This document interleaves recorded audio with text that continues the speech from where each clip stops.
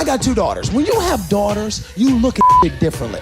I want to raise my daughters with the kind of self-esteem that they never at a point in their life where they allow some nigga to drop them off at work in their car and drive the off. You understand? That's all I want. How you nigga with no car? Let's start with that. Anybody in the back, ma'am? Anybody at that table? Anybody? I just need to know. How you let a nigga run up miles on your car and your That's what I need to know. They pick you up late from your job. Your car smell like weed and failure. Get the out of here. My parents been married 37 years. You understand? Both of them retired now. My mother watches crime TV all day. Forensic Files, Snap, all the time. She got conspiracy theory mind now. You know what I'm saying? Like if she go outside and smell something, she's like, ooh, you smell that? I wonder if Mr. Jones got bodies next door. Stop watching these shows. My father, who is a retired mechanical engineer, bought, let's just say it's a Jiffy Lube, just so you know what I'm talking about. It's an auto shop, a Jiffy Lube, like 3 miles from the house. He bought this just so he'll have some place to go. So he don't have to be at home with her. You understand? $250,000 he spent to have a place to go.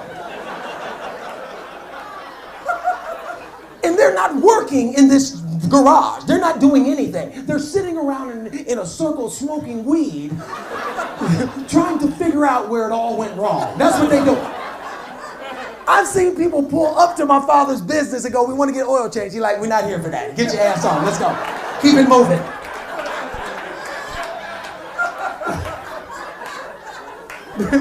So I'm down there one day, sitting in the circle with them, also trying to figure out where it all went wrong. And my mother calls, and this is what she said. She goes, I was driving, and I pushed the brakes. They went all the way to the floor. What you do?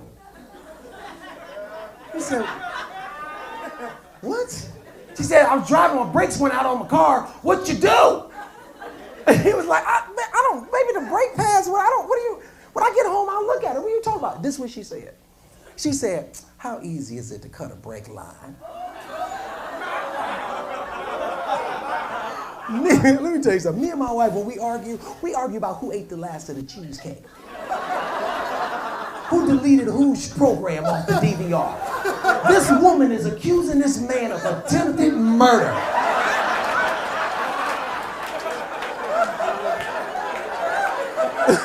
When you've been with somebody so long that you think it might be a chance that he'll cut your brake lines in order to collect insurance money, it's time for you to get the fuck off. You understand? The problem is the playground is too soft. That's the problem.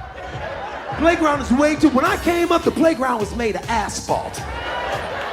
Playground was made of concrete. It was glass on the playground. You would fall, bust your knee, bleed, get up and keep going and play again. Have you been to a playground today? Especially in these nice neighborhoods, the ground is a sponge. They have changed the fabric of the earth to protect these kids. And now they just skipping through life like great. Just, oh my God. When I tithe at church, I don't use the envelope. I need them to see how much money I'm getting. I want everybody in that row to be impressed with what I'm doing. Bassie came, my wife was like, David, you want an envelope? I'm like, I don't want no envelope, Joe. I need them to see this 100. Dropped 100 in, the plate moved. As the plate moved, 100 blew out. The woman next to me picked it up, put it back in the basket. Now at that moment, I see the preacher see her putting the money back in the basket. He gives her a nod like, thank you very much. That shit can't happen. No.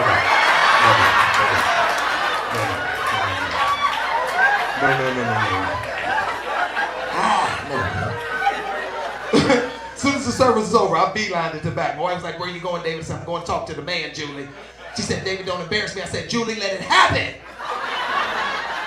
I went in the back. I said, listen, excuse me, Your Honor. Can I talk to you for a second?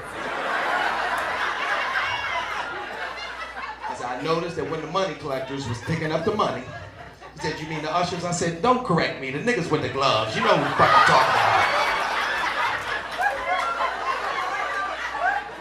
I noticed that when they was getting the money, you saw Sister Badwig put 100 back in the plate, and you gave her a nod. He said, well, that's a very generous gift. I said, yeah, but I don't want to be petty.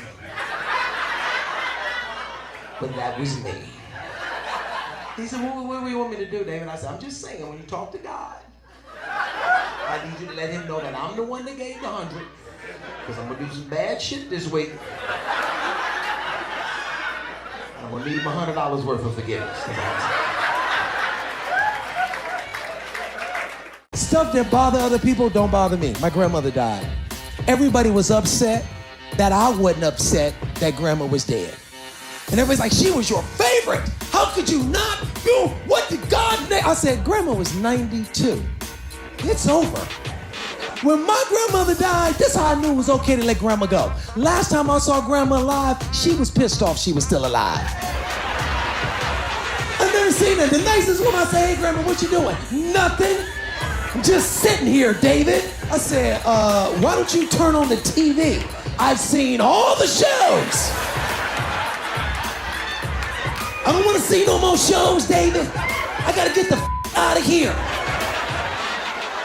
I said, you don't want no potato? I don't want nothing to eat. I don't want to see no shows. I gotta go. I said, God damn. She has had enough. I am I'm a writer. I'm currently writing and producing a television show on Netflix called Fuller House. And it's a great group of white people I work with. Let me tell you, I mean, I'm used to being one of the only black people around. That's not the problem. The problem is I'm finding a hard time to give a fuck about a lot of shit that they just be talking about. They be going on and on and on and on. And in the middle, they go, Dave, what do you think? I go, I think all this is some bullshit. That's what I think. Like, this is what I realize about black people and white people. We are so different, but alike. Like, we're both of us are ridiculous, but in two completely different ways. Like, this is what I mean. With the animals, white people and your animals, it's very important to you. You have relationships with these people, these animals, it's very important. Black people, we not like that. First of all, we come by our animals different than you do. We find our animals. You walking somewhere, you see a dog, come on, let's go, new dog, that's it. You be walking somewhere else, he get hit by a bus. Fuck it, time to get a new dog. It's over. White people be into their animals. Into them. One of my friends, she just said I adopted a dog. And I said, okay, that's beautiful, I guess. I mean, okay. He was abused and she had a whole backstory, like a little piece of paper with notes and shit. She had a video of him walking. I went, I don't know what the fuck I'm supposed to do here. Like, how long do I have to look at this video? And I said, okay, this is nice. And I said, well, where'd you get the dog? I mean, where's the dog? You know, he was a rescue, abused. I said, okay, where'd you get the dog? She said, he's coming from China.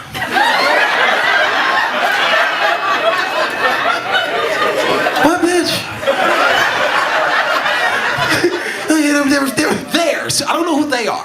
They're flying him from China. I guess there's people who fly dogs. So let me get this straight. So you're going to go to Los Angeles, drive to the airport, past thousands of dogs just outside. I just want to make sure I understand.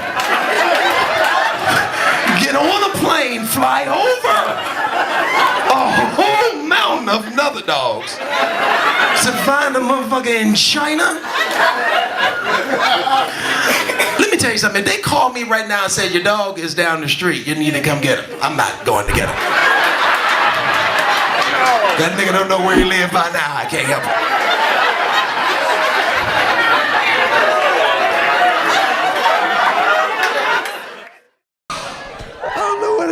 I'm just so impatient now. I got pressure and aggravation standing in line at the grocery store. How you aggravated standing in line at the grocery store? You know why? Because I'm with my wife. She says, I forgot something, you wait here. I'm like, all right, cool, the line ain't been moving. Soon as she leaves, then the line starts doing like that. I'm getting closer and closer to the cashier. She ain't nowhere around. I'm on the cell phone, like, where are you? We ain't gonna make it!